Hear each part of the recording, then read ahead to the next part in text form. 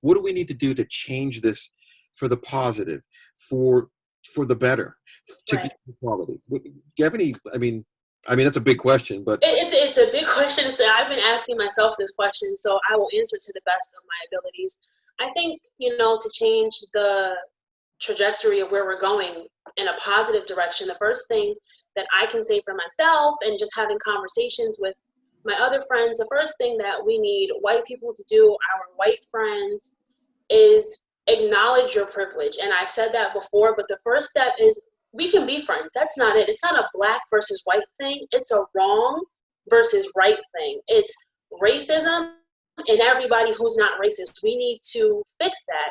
And I think you need to acknowledge that even if we are friends, when we walk out of that door, you have luxuries that I don't have just because of the color of my skin. Acknowledge that. And then let's not throw a pity party about it. Let's come up with a solution. And I think the solution is we want people of color to have a voice and be able to use a voice without having to feel like we have to call in our white friends as reinforcement. And so what we need now is for white people to step up and help us get to the point where when we do need to speak up for ourselves, we don't have to call for you as backup. It's nice to have a friend, but we don't want to always need you. And I think of that in the same way I think of parents. You raise your kids to the best of your abilities, and then when they become adults, you hope that they can make adulting decisions without needing you to hold their hand every step of the way.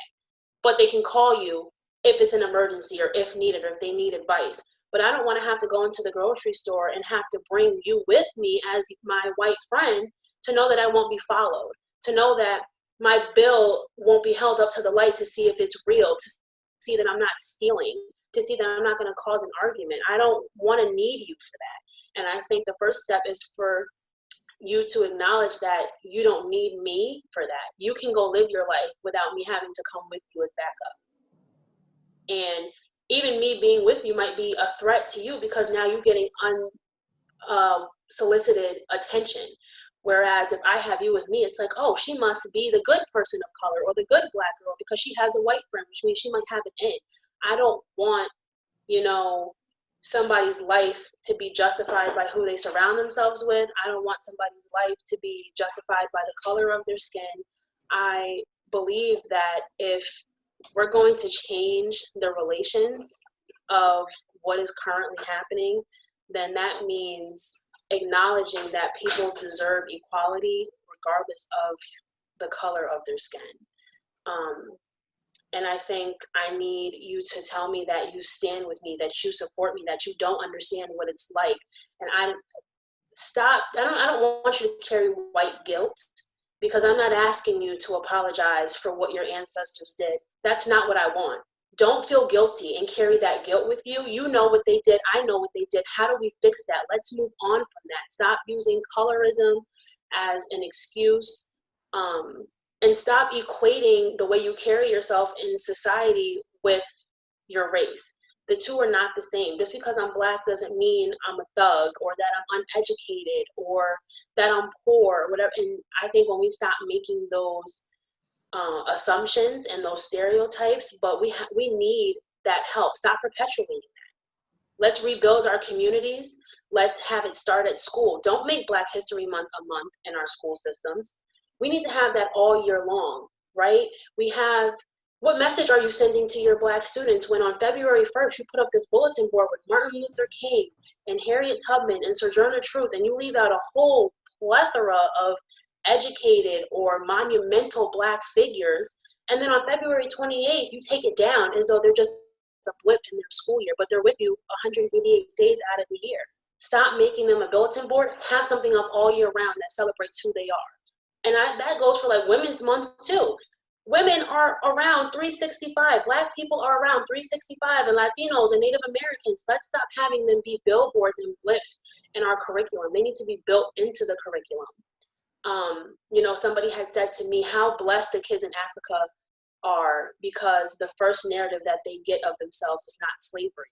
And when I think about my first exposure to Black people in the education system as a student and as a teacher, what they expect me to teach, the first things that we give our students is the Underground Railroad.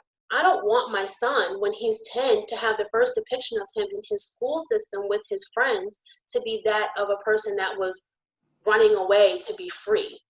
when he is free. And then not only are you showing that to the children of color, you're showing that to their white friends, and then you're automatically embedding that authoritative, inferior complex in kids. And we're doing it blindly because it's a part of a curriculum that's supposed to be teaching them. I think we need to make this a 365 change on every level, micro and macro. And I don't know that I have all the solutions, but I know that I won't stop until we find one, because I'm a parent, I'm a sister, I'm a friend, I'm an ally, and I think we have to work together and stop making idle plans. We can no longer silently root for change. You know what I mean? Like, we can't just sit at home or amongst our circle of 5 people like, this really needs to change. What are you doing to implement that change?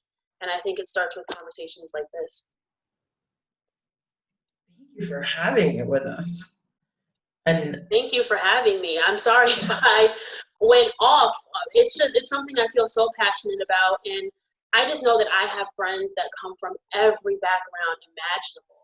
And it's not that I don't know that we're different, and it's not that my friends don't realize that they have privilege, but when we sit in the room, we respect each other irregardless of that. And I want to see that mirrored. And I want my son to grow up so that he's not doing this. We've been here before, right? We've had a civil rights movement before. Why are we doing what our grandparents fought to do? Why are they at home saddened because they see us as their youth reliving their youth? They did this, so we didn't have to. So this is where it stops. We're doing it so that our kids won't have to. I am trying to guarantee that when my son is 24 like his mother, he's not fighting to not be killed walking down the street because of what he's wearing, his hood, his Skittles, because he's 12 years old playing with a water gun in the park.